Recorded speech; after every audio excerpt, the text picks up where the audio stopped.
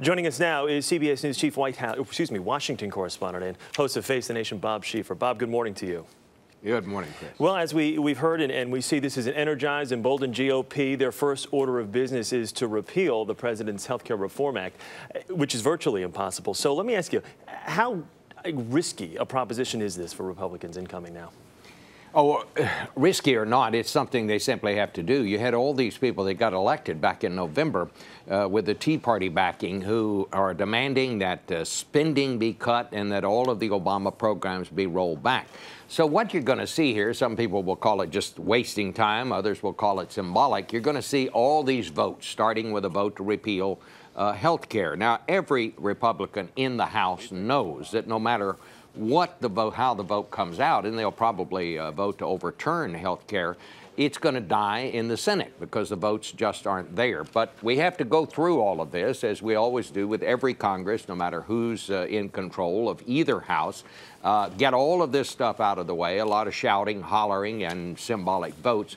And then sometime later in the year, I guess they'll get down to business. But we've got a couple of months before anything really serious is going to happen, I would say. I want to read you something that Matt Bai wrote in today's New York Times of a quote I want to pull up for you. Once you win, the human tendency is to credit the gravitational force of your own ideas, to assume that you made a more compelling and more substantive case than you actually did. Is that what we may see in the early days from the Republican leadership here, do you think?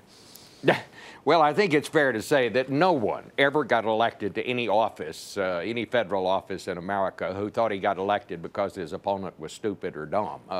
They all think it is because they had the best ideas and they ran the best campaign.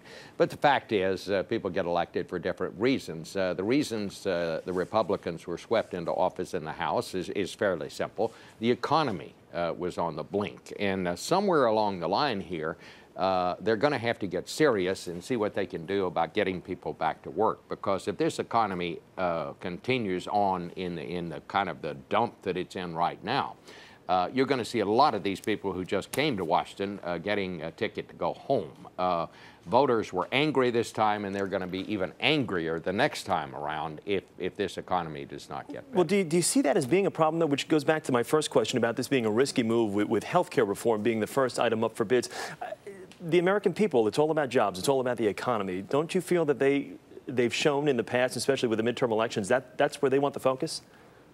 Yes, I think it is. But where the Congress is going to focus is on doing things that can get the people who are here reelected.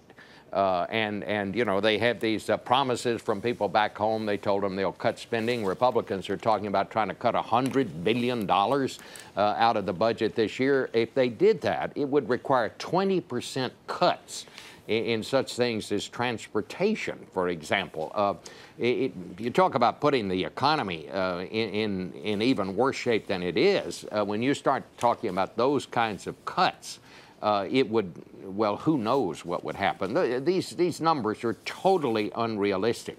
But we have to go through this operation of letting everybody get on the record and saying, you know, we voted to cut spending. And the other part is, you know, House members don't like Senate members very well anyway. Yeah. They would love to pass legislation, send it over to the Senate, and then put the senators in a bind with the folks back home.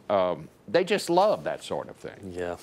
Let's see what the American people think. All right, Bob, thank you very much. Good to talk with you this morning. Bob Schieffer.